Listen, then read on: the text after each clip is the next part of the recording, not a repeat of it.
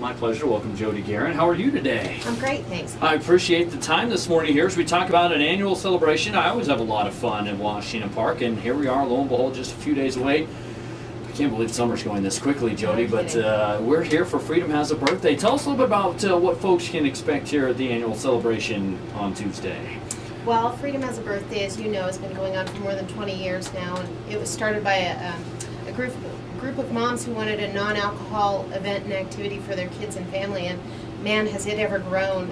We get probably more than 10,000, some years 12 to 13,000 people coming through the park, which is just amazing in our town. That's a third of our population at the park. Yeah. So anyway, we have a lot of things lined up. The general activities are from 10 to 4 in the park, but we start things off with the Children's Parade, and the Children's Parade begins at 9:30.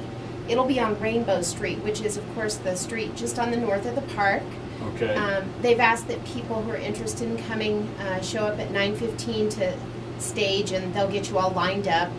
That's going to be in the Regal Fox Theater parking lot, and no need to register for that. So kids can show up in their costumes and with their little scooter things, and they'll have a nice little parade down Rainbow. Absolutely. It's always fun to see the kids out there. I know my kids have done that in the past, and they're adorable. They're a little nervous, but once they get going and they get around the other kids, I think they tend to relax a little more. Indeed, indeed. And if anybody in the public is not aware of this, please don't park on Rainbow Street. It's really a lot more fun when the whole street is clear of cars so that we can see all the kids. Absolutely. And then you mentioned the bulk of it, 10 to 4, starts with the flag raising event at 9:45. Yes. That's down by the band shelter, if I remember correctly. Yes, it is. Our big flagpole's down there, and so that'll kick things off. We'll have the flag go up, and then all the vendors will be set up just a little before that, so they'll be ready for you when 10 o'clock rolls around.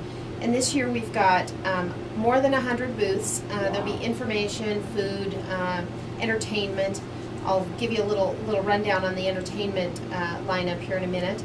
We have valet bike parking if people are interested in getting there by bike, which is often an easier way to get around than trying to drive down to the park with 10,000 people in a small area. Yeah.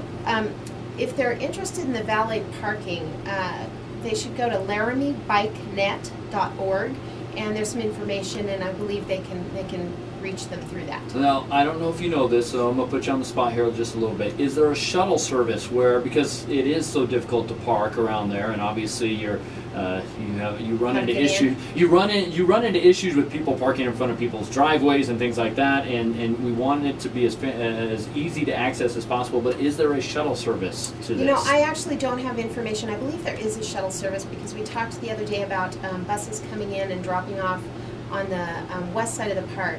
Okay. I believe it may be with the senior center, the Epson Center. Okay. So you might try contacting them if you're interested. We will try and reach out to them and get some more information on that. So that'd be awesome. It's one of those situations, I think, if there can be a place where people can park away and then bus in, sometimes it makes it just easier to get in and out of the park instead of trying to find a place to park. Because as it gets packed, and Jodi's right, at 10, 12, 13,000, you start getting and having to walk further and further away from the park. It's true. And you know, I live at 8th and Fremont, and it's way easier to just get on my bike and tool on down. It's way easier to get around. Absolutely. But for those of us, like myself, who live a little further away from Washington Park, it is certainly a little bit more difficult to find a parking spot unless you get there really, really early. Indeed, yeah. All right, so what else do we have going on, though? Because I know a lot of people look forward to this every year. Sure. What are some of the other activities that are going on? Well, we have a lot of the usual favorites. We have music, live entertainment going on just 3 different stages. So we'll have one at the band shell, one at the middle of the park, and then one down on the east end. Okay. And then, of course, we'll have the big inflatables, which are always a hit. Those are on the north side, kind of across from the theater. And we'll have the slide and the obstacle course and the bounce house out there. We'll have face painting and different children's activities. Of course, the ice cream. That one actually, that's how we know how many people come, is how many ice cream cones they hand out. Yeah, Isn't they do crazy? a great job with that, so patient and understanding. They do. And I believe that's an auto doll shelter, or shelter number 1. I can't remember for sure, but that's kind of in the middle of the park. Yeah, I think it's shelter 1. I think you're right on that big one. one. Yep. And then we have watermelon, of course. We'll have ice water. Down on the west end of the park, they'll have a tap water spigot set up, so if you bring your own water bottle, there'll be a place to fill up if you're interested. That's nice. We'll also have horse-drawn carriage rides, which is a lot of fun. And we have something new this year. It's a trackless train, and that's going to be in the park. And then there's another thing that's really kind of fun. It's a big bubble tower and some stilts, and so that's going to be down on the east end of the park, and so it's just going to be spewing out bubbles all morning. Oh, so nice. That's going to be fun. But we think the trackless train rides and the carriage rides are going to be really popular this year, so Absolutely. Be fun. Are there things that people need to register for if they're interested in participating during Freedom Has a Birthday? There's 2 events. One is the pie eating contest, and that's going to be at 10 a.m. And all of the information can be found when you get to the park. On the south side, there's an information booth. Okay. So if you're interested in that, just inquire at the booth. Where should I register? They should have all of that information for people. South side, whereabouts? Do you know right off the top of South side, just to the west of the concession area. So all of the food trucks and all of those are going to be right kind of smack in the middle of on the south side, and this will be just to the west of that. So the information booth, and you'll know the volunteers who have the sparkly vests on. They're 4th of July sparkly vests. They look like a flag. They're awesome. Absolutely. And then there are some things that are going to cost a little bit of money, but if you want to spend it, then it's reasonable cost for a couple different things. Yeah, we'll have a ball toss, and that's for speed. We'll have a big dunk tank, which is always a big hit with the kids. I'm not sure who they have that they're dunking, but that should be a lot of fun. They'll have the hot shot basketball shootout, and then there'll be a mechanical bull. And I've seen that around town. That's kind of fun, too. Absolutely. And I know you guys couldn't do it without a lot of help from the community and a lot of great sponsors. No, we have a huge list of sponsors. In addition to all the folks who come out and do booths, most of them for not a business interest, but just an informational interest. We have DNL Music helps set up our sound and our stages. That's a huge help. Metagold provides our ice cream. Yep. The city, of course, we have a lot of staff out there. You'll see us in our city staff shirts, and we'll be out there helping. Safeway donates. The Honey Wagon provides all our porta potties. Kiwanis, they're doing the trackless train this year, so that was really nice of them. Poppies of Laramie Downtown, they're doing the children's parade for us this year. The Albany County Commissioners, of course, participate. Perkins Family Restaurant, I believe, is providing pies. They're the ones that you can smash in people's faces, basically. Yes. I don't know if I would do that. I might just take the pie to eat it. I think that's probably a better deal. And then, of course, KOWB provides some sponsorship as well, so we really appreciate that. Not a problem. 2 other things I want to mention. We've got the music lineup, or well, I should say maybe the entertainment lineup, just a little bit of information about that. Down at the band shell, of course, we mentioned we'll have the opening ceremonies. And then the music lineup is, first we'll start with the municipal band. That'll be first thing. And then at 11:30, we'll have Davis and Maverick playing. And then we'll have another one at 1. So we have 11:30 and 1. Leah Rochelle is going to be playing at 1 o'clock. And then at 2:45, Tuffy Tanner and Friends.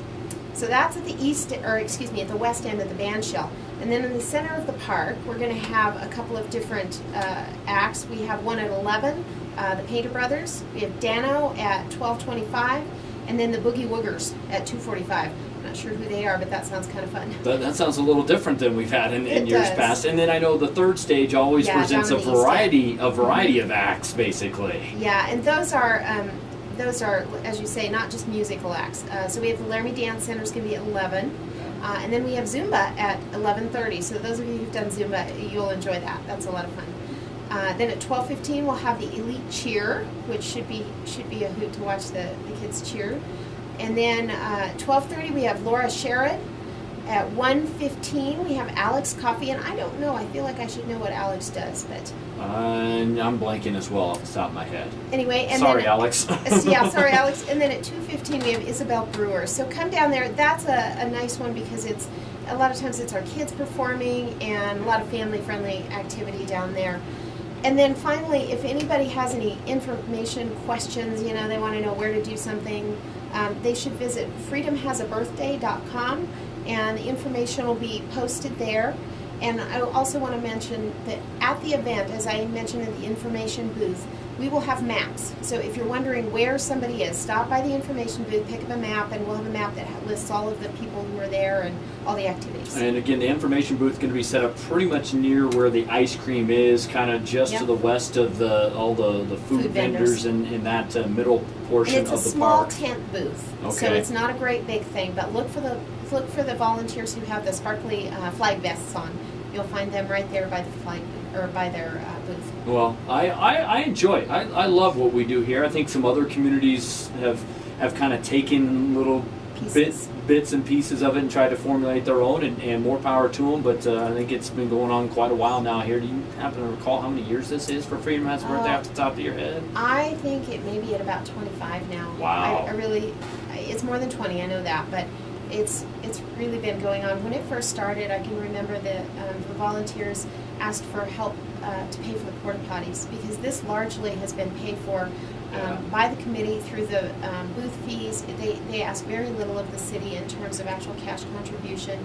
Right. We provide some staffing, to clean up the park and keep things running smoothly, but really this is a volunteer effort by the community. And I'll tell you what, they're always looking for good volunteers. If you like this event and you think you need something to do in the community that provides a good outlet for our citizens, this would be an awesome thing to participate in.